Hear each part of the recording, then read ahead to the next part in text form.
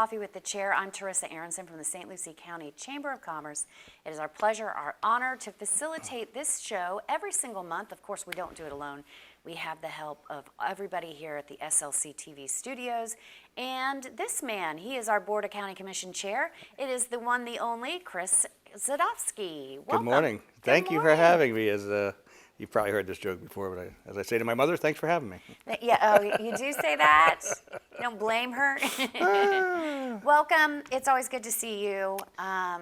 We don't have any guests today, which is we've got so much going on at the county lately that it's been good to just sit and sort of talk about some things that we need for people to know in the community. Right. Today we decide we're going to talk about funding sources. And of course, we have small business grants, we have renter's assistance, we have a lot going on that is going to be facilitated through county and with partners. So you as a commissioner have had to kind of put the plan together, like say, okay, we definitely want to do this. Where you feel people are hurting the most? Where do you want to see funds distributed? Well, certainly keeping people in their homes, whether they own their homes or whether they rent, keeping businesses in business. Certainly, our frontline essential workers who have been impacted greatly, especially in the hospitality industry, hotels, restaurants, bars. Those have been very hard hit. We talked last month about how manufacturing has been a good component of what our economy is today, because those folks can actually still work in a pandemic type situation where social distancing and masking and sanitizing all work. But it's the hotels, the restaurants, the bars where you actually have close contact in which people are having difficulty maintaining their businesses, their rent, and their homes. So I think that's really what the board has focused on, is how do we get that money into the public's hands to keep people safe and secure. Manufacturing you brought up was an essential business. I don't think there was too many supply chain manufacturers that were asked to close, and just manufacturing in general is part of some sort of supply chain, right, realistically.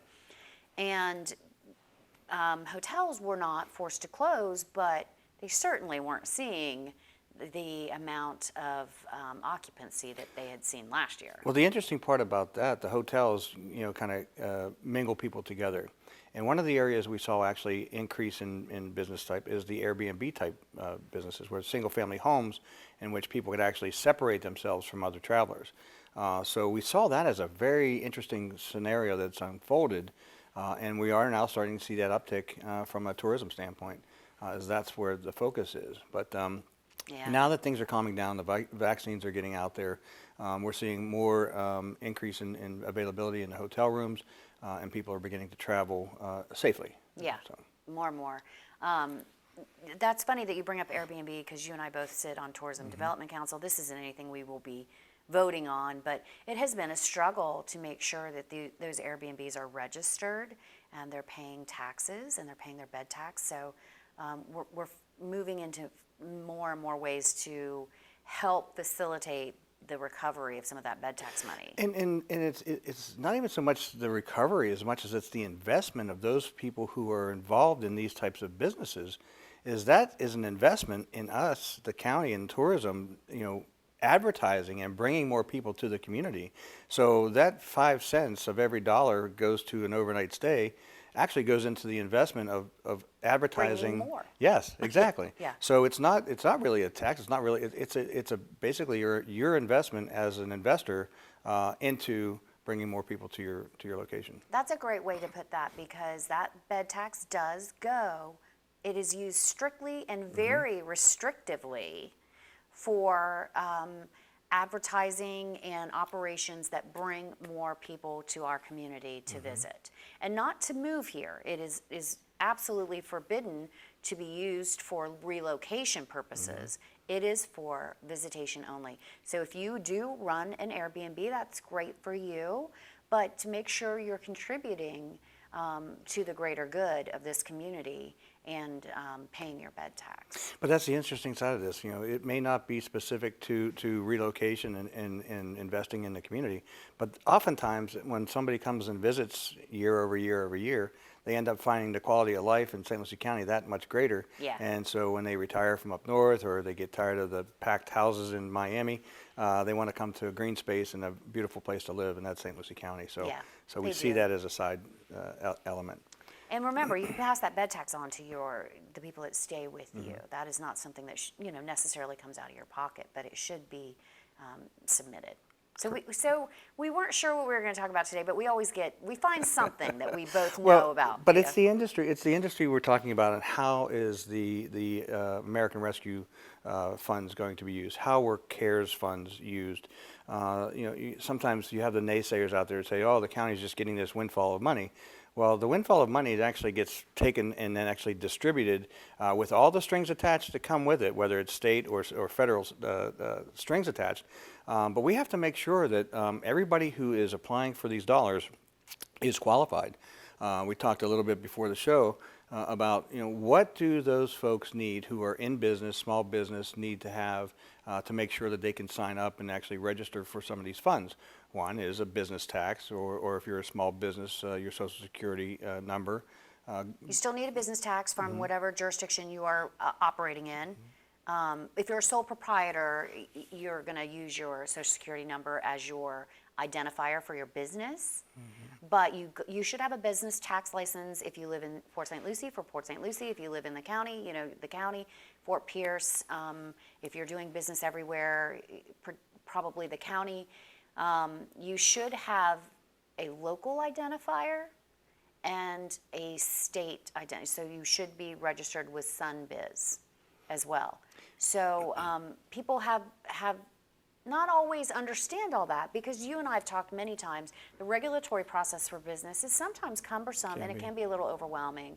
But you should have a state identifier. You should find the name of your business if it is a business, a registered business with an EIN or even through a sole proprietor. You should be able to find yourself at sunbiz.org.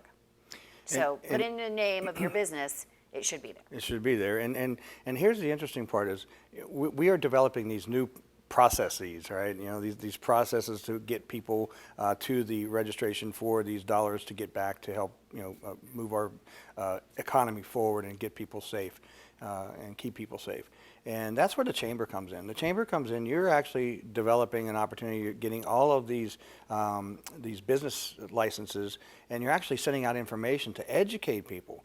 So that, again, that's the value of the chamber. If you're not a member of the chamber, you should be. But as importantly, getting that information to the chamber so that the information and the education can come back out the other direction. And we appreciate that, but I do understand the need to expand with education beyond my members. I love my members. They keep our doors open. They make it all possible.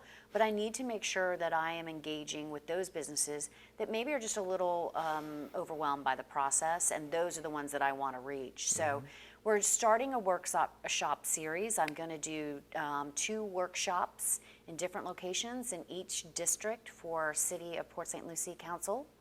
I'm working with Lincoln Park purveyors, ministries, Children's Services Council to set up workshops in different locations up there.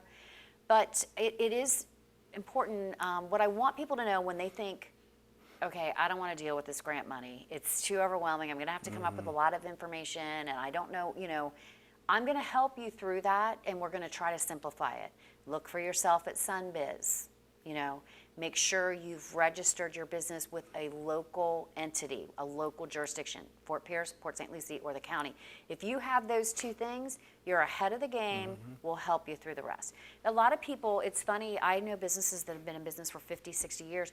They don't have QuickBooks still. They don't have a formal accounting. It's okay. We can get through it. They don't have a payroll. I use Paychex. It's like payroll. Okay, And there are other persons out there writing the check, yeah, because that's some how I people used to don't do it. Yeah. There are people out there that are literally writing checks and handing them to their employees. That's Yeah, okay. We can yeah. still get you money. So we're going to start advertising. We're setting up the workshops now. I just inked a deal with the county last week. We're setting up the workshops, and we're going to advertise like crazy. We're going to be on TV with advertisement. We're going to be all over social media with advertisement, because we think there's a lot of money left on the table. And as you mentioned, These are monies that have to be dispensed throughout the community. These are what we call disaster relief, like FEMA with hurricanes. Right. This is, disaster relief from COVID. They call it CARES Act. Some call it, American Rescue. American Rescue. They can call whatever they want. It's disaster relief. Right. And there are always ties, there's strings tied to disaster relief. And so we have to try to qualify you somehow.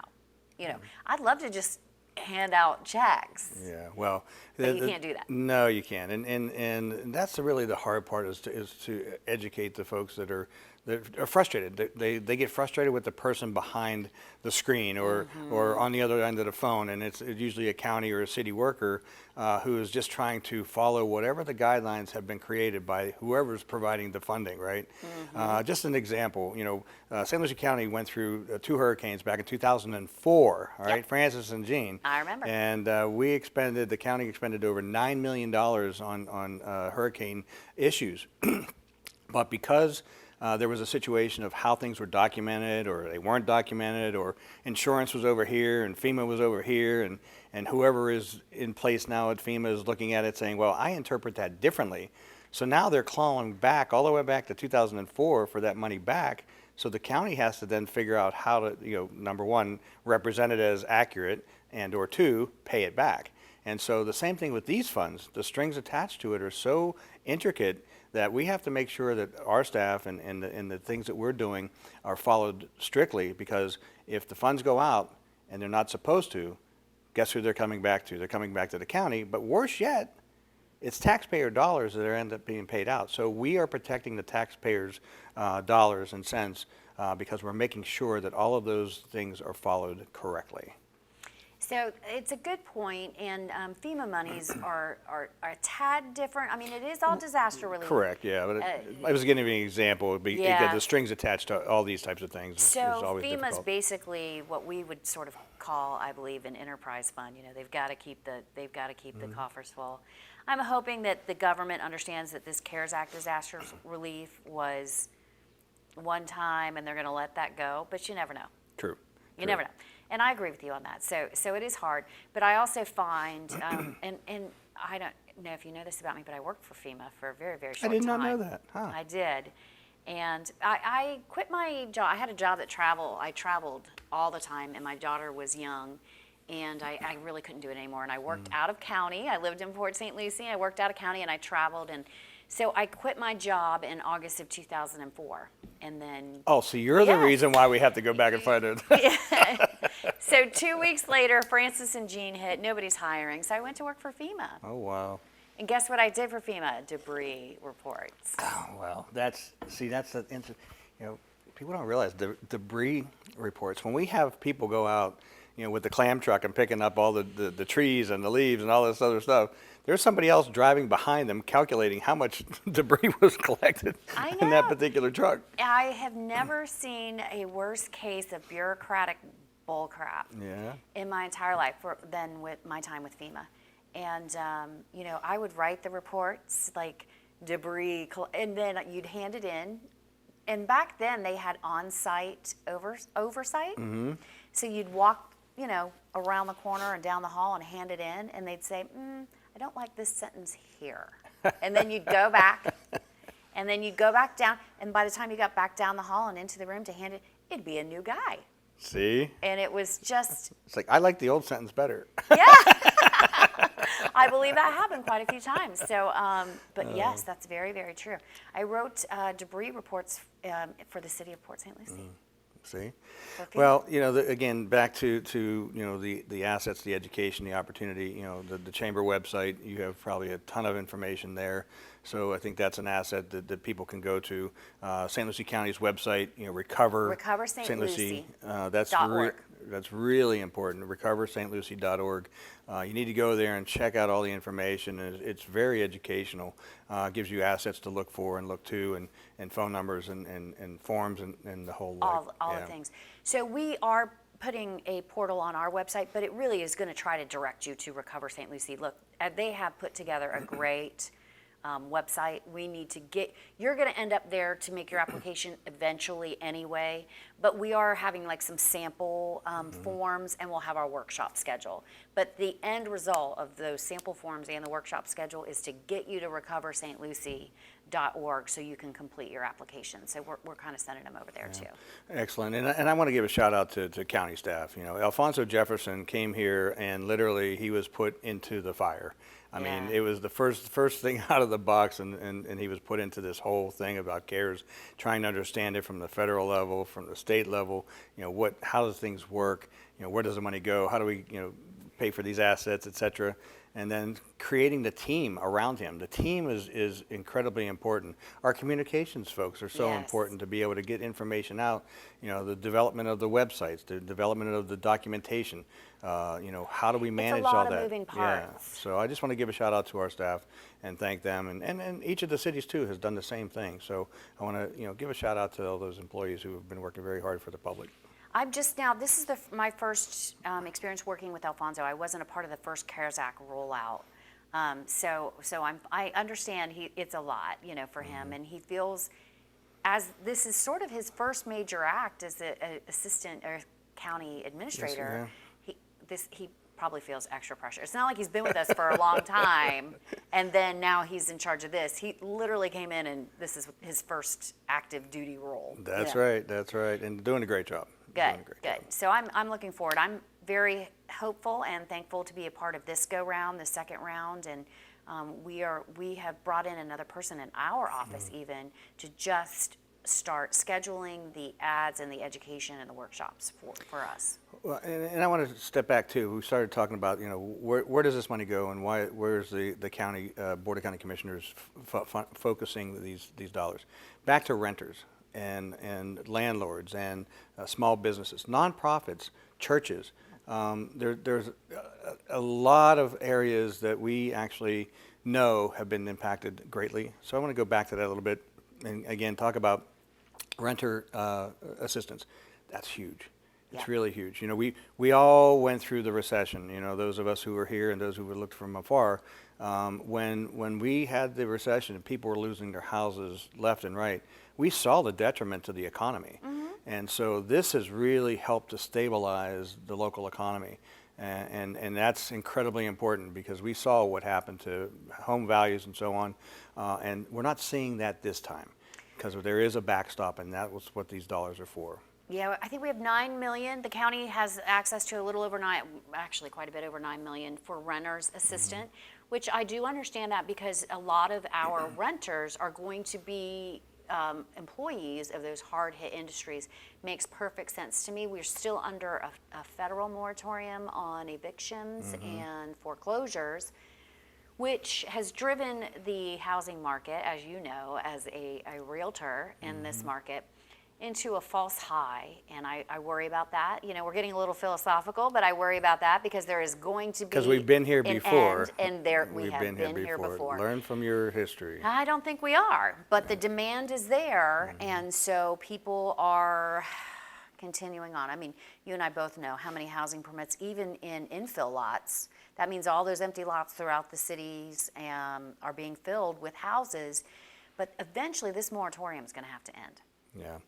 Yeah. You talk about the permits and the infill housing, and infill housing is a good thing. Okay, Love infill housing. It's a great thing, and we've actually even moved further into the process with everybody who were stay at home last year, the 2 weeks. People were home finding something to do. Cleaning the garage, emptying the attic, doing a home repair. And since then, we have developed the online access to permitting and so on and so forth. We did a 15% reduction in the permit fees, which has been giving people the incentive to actually move forward with things that have been sitting on the shelf for a while. And so we are seeing, in the middle of a pandemic, one of the greatest rises of permit applications in probably since 2004, 5, 6, when we had the height of the market back then. And a lot of it is the repair. Things that have been sitting on the side that haven't been, being repaired at home, water heaters, window replacements, shutters, all these types of things. And we're seeing people upgrade their homes. I think the other side of that is they're upgrading their homes to sell them. They are. People, and more people are escaping crowded cities and high cost of living cities to come to areas like ours, which are sort of a great blend of both. So we're getting a huge influx, but any kind of housing is, people learned that, hey, I have to spend a lot of time in my house. I want a different house. I want a yard. I want a garage. I want this, that, and the other. We're a perfect place for that. We have a lot of garages. Yes, and we yards. do. And I've never put a car in any garage I've ever owned. So I feel like that is normal. I feel many people are like that, but I said to my husband, we downsized when my daughter went to college, and I said, I will be parking my car in the garage. I don't want to see a pool table, a ping pong table, or, you know. My workshop is everywhere. It's everywhere. He so. has he's got a small workshop to the right side. It's a 2-car garage. Okay. But I'm like, that car is going in the garage. Yeah. So this is my first time, and I love it. I can't go back now. Excellent. There's no way. Hey, can I switch gears on you? Yeah. You know, last month we had some great things happening in St. Lucie County. Okay. The Port St. Lucie, Southern Groves area is seeing an influx of new businesses coming in, and with cooperation between St. Lucie County and Port St. Lucie Council, we've been able to provide the assets and the incentives to bring in a group. We're going to call them Sandstone Group. They are going to be developing several 100,000 square feet of manufacturing. And last month we actually did a groundbreaking for Sandstone in that area for the new FedEx distribution yeah. facility. So again, back to creating a diverse economy in St. Lucie County has been so incredibly important. And that's just one of them. And then to talk about tourism, bringing tourism back. Last month we had the Southern Kingfish Association fishing tournament. And this month, what do we have going on this month? Is there anything going on? Yeah, Fishing Frenzy. Fishing is this Frenzy. Month. Yes, yes. Which, you know, I love the SKA because it's an actual tournament. It is an organized sport. You know, it's like being on the Nike tour or a professional tour. This one is a free for all. Anybody can do it. Fishing Frenzy, anybody can do it. Well, I just haven't been successful. I've Well, had one apparently weigh. not everybody I've can do had it. one weigh in. But, yeah. I think it was 22 pounds, and I got it on the as I was coming in the inlet because we were just dragging. We had nothing.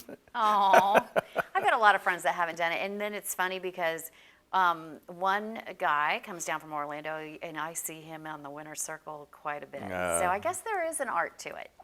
Yeah, you have to know what you're doing. I mean, how Yeah. you set your spread, how you create your opportunity for the smoker to come up and take a bite. I know it. All right, we got off topic again because Okay, we're right in the middle of it. so back to all that. But last month, you may remember that I had that tease. Speaking of fishing and teasing, well, World Baseball and Softball Association is now official. We are bringing the Baseball of the Americas qualifying tournament to St. Lucie County and to Palm Beach County, and that will be beginning May 30th through June 5th. So we will have 8 countries playing baseball here in St. Lucie County and Palm Beach at both stadiums, and the winner will actually go to Tokyo and compete in the Olympics. And compete in the Olympics. So it's an Olympic qualifier in essence, and it's going to be right here. And some of these countries, we have like Cuba. We have and Cuba. We have the U.S., Japan. Canada, Cuba, Puerto Rico, Nicaragua, Colombia, Puerto Rico. Did I say Puerto Rico? Yeah. And Dominican Republic. Dominican Republic. Yeah. It's very exciting stuff. And you can come, and there'll be an opportunity to cheer your favorite team on.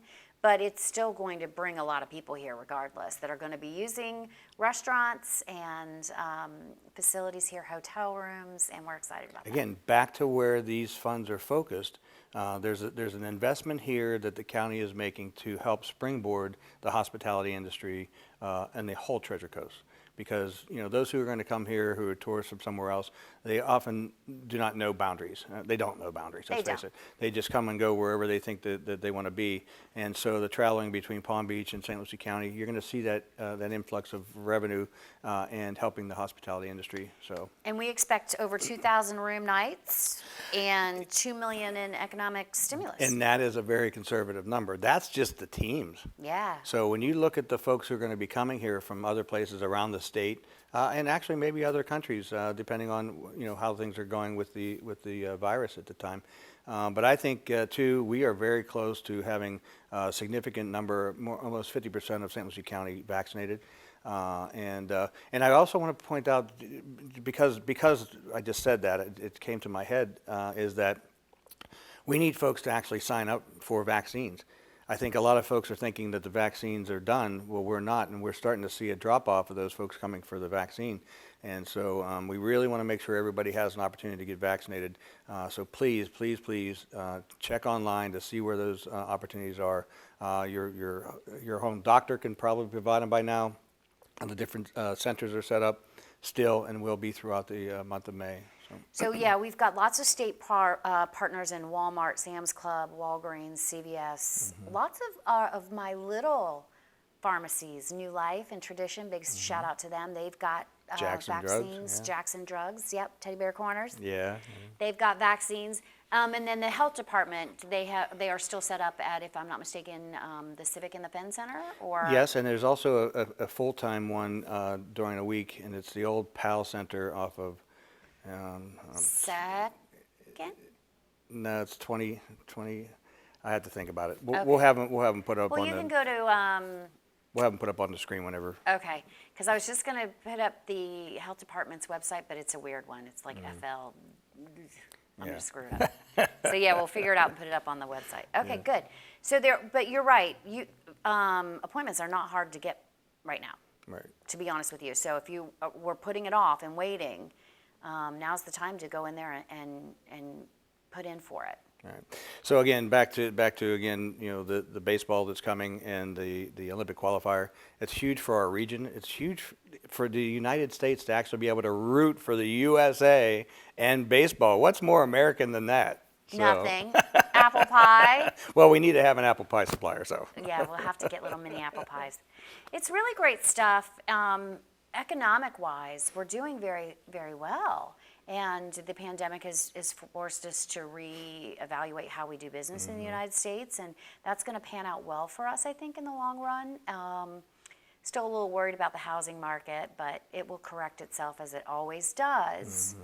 I have a friend who's trying to buy a house right now, though, and it is a bidding war, and in some instances you have to pay $100,000 over the asking price. Well, I haven't had that one yet, but I will tell you that my last listing went with 8 applications or 8 proposals.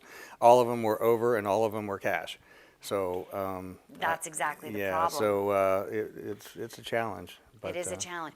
So she's in California, she's in San Diego, and the majority of it's cash, but she has just a small part that's not cash, and that is going to kick her out of the running.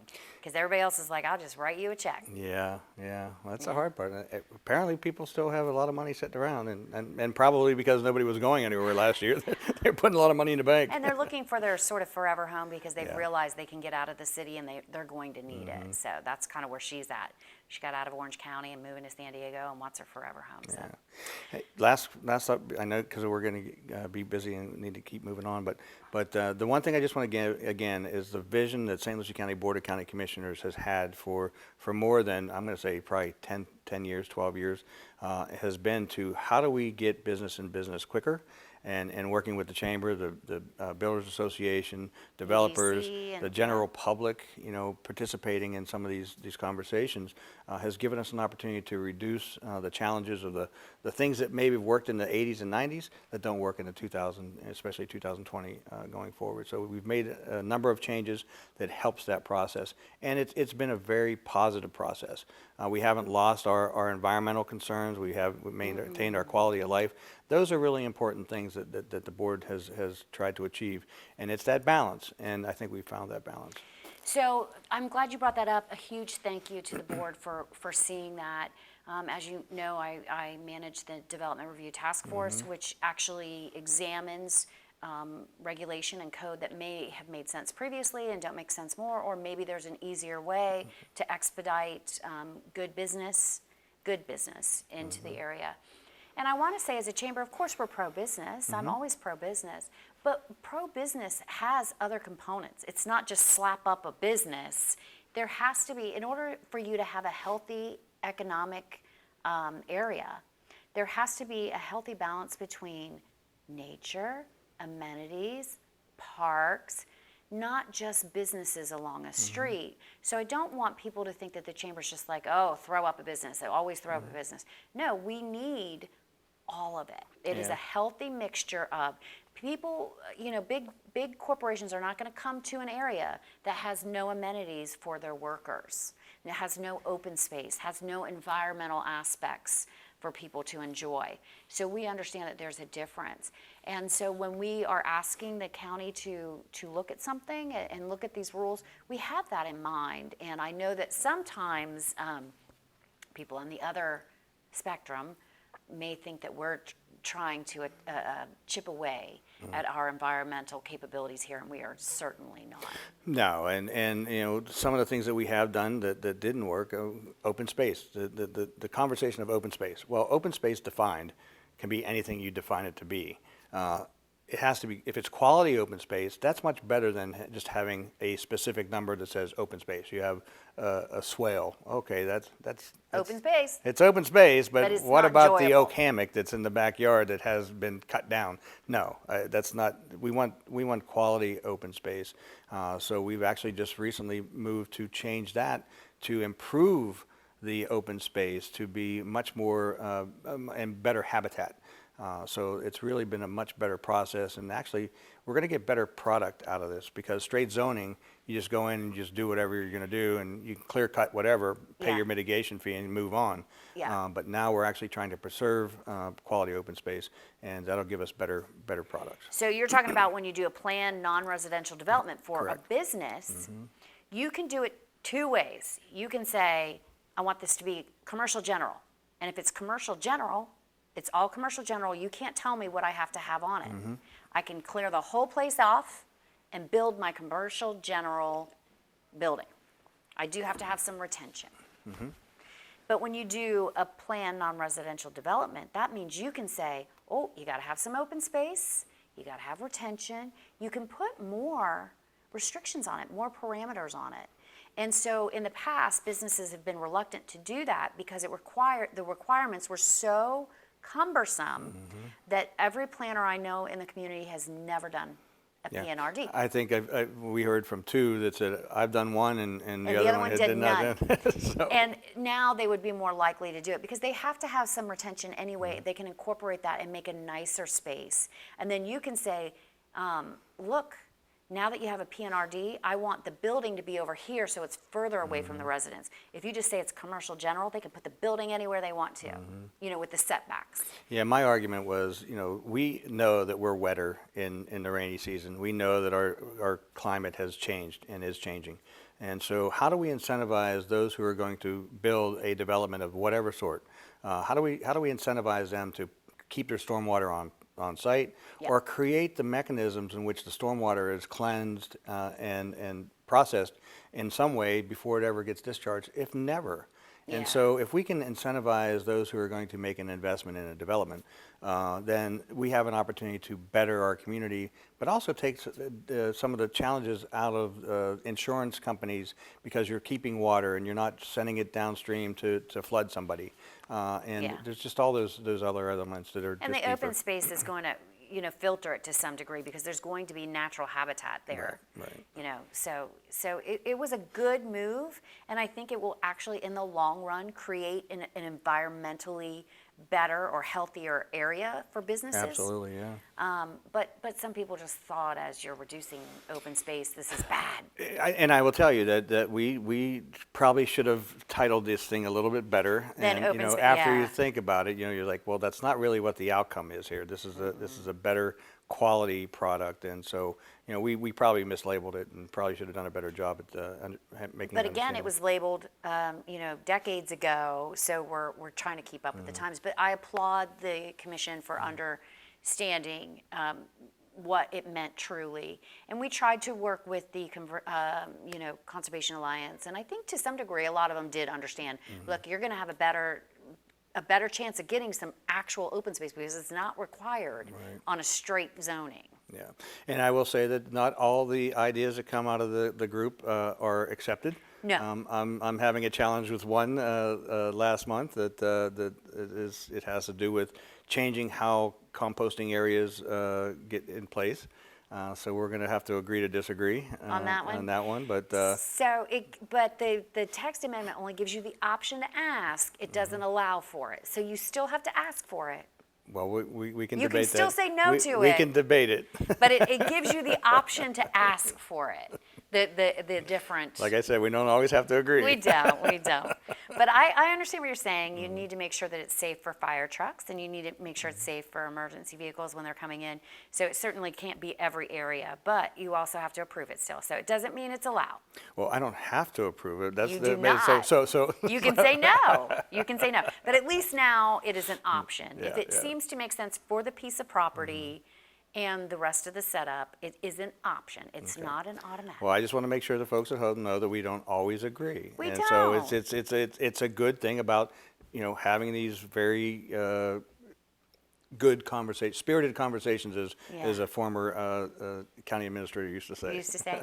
I'm not one that takes it personal. Like if we agree to disagree, I'm fine. I got no problem with it. So, because I just had that in the city of Port St. Lucie yesterday, we had to agree to disagree, and it happens from time to Okay, time. yeah. It's never personal. This is business. I don't, Yeah, yeah. I'm doing my job, and you guys are doing yours, so it's fine with me. And But it's yeah. worked out very well. Again, back to the idea that our economy in a massive pandemic is still doing well. And we are taking whatever the emergency funds, the disaster restoration funds that are coming from the federal government to work and trying to keep people safe and whole. Well, we're very thankful. You're doing a great job. Thanks. And I'm very proud of our board. Yeah, you got a great board right now. All right, well, I think we're going to wrap it up. We had a great show, and I think it's a very watchable show. It's at a good time limit, and we covered a lot of good information. Right. I want to again say recoverstlucie.org. If you are a business, head over there. If you're looking for renters assistance, all that stuff you can really access through recoverstlucie.org. Check out our website for workshops that are happening. To help you get through that process, because maybe you don't have a formal process of P&Ls and payroll and all that sort of stuff. I got to add one more thing in. Okay. As much as we see unemployment happening in certain industries, Career Resource Center, Treasure Coast, is looking for people to work. There I'm are looking for people. There are a lot of jobs out there, and so if you're looking to at least supplement yourself in a short time, if you're in the hospitality industry and you're not there yet, there are plenty of jobs out there to pick up and to actually keep you moving and keep you in the employment game. So there is a lot of opportunity out there. If you need a job, go to Career Resource Treasure Coast and Career Find- Source, Treasure Coast. I'm sorry, Research Coast. Research Coast, Sorry. yeah, RC, careersourcerc.com. We actually are looking for somebody in my office, and it is very hard to find somebody. Yeah. So hopefully by the time this airs, we've found somebody, but I'm not sold on that. Yeah. So good plug. All right, everybody, have a great day. And again, we'll be back next month. And eventually we're going to maybe invite the audience back in. I always love the Q&A. So with that, have a great day.